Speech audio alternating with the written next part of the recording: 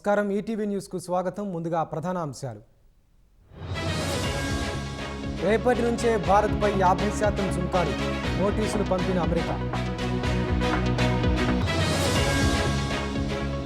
అదనపు సుంకాల వేళ ప్రధాని స్వదేశీ మంత్రం, భారత్లో తయారీ వస్తువులే వాడాలని పిలుపు.